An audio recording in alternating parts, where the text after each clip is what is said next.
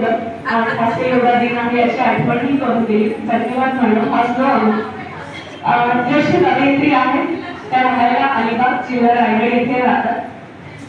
लिखाणाची माध्यमे पुस्तकं विविध साहित्यिक मंचामध्ये ते लिहितात.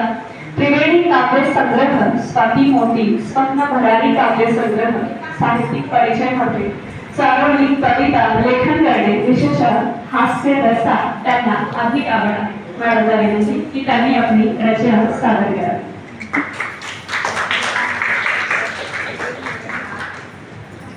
धन्यवाद मॅडम. मी डायरेक्ट कवितेला सुरुवात करते. आई वडिलांची सर थोडा येत नाही. धरती म्हणजे आपली आई, वडील म्हणजे आकाश. बाप कधी रडत नाही. बापाच्या डोळ्यात दिसतात ते दिसत नाही. बाप असून काढू शकत नाही. त्याच्यावरती एक कविता आहे ती मी वाचते. बाप कधी रडत नाही. अति खरे आहे. बाप कधी रडत नाही. अति खरे आहे. लहान असता मुलगा डोक्यात ठसवले जाते. लहान असता मुलगा डोक्यात ठसवले जाते. तू मर्द आहेस. लहान असता मुलगा डोक्यात ठसवले जाते. तू मर्द आहेस.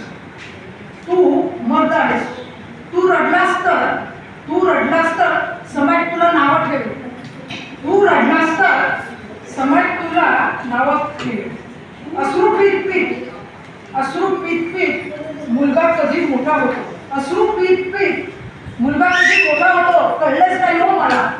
अश्रू पीत पीत मुलगा कधी मोठा होतो कळलेच नाही मला.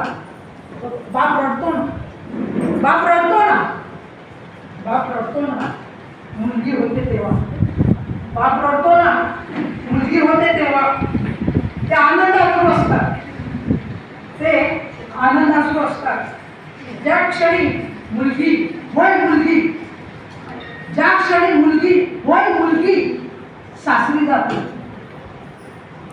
सासरी जाते त्या क्षणी भाऊ आणि बाप घाय मोकळून रडतो.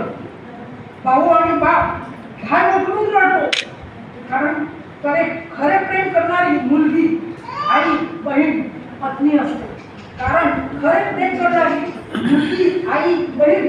असते. बापाला अश्रू दाखवता येत नाही.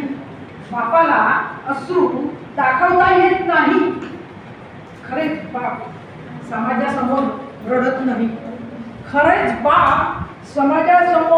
रडत नाही.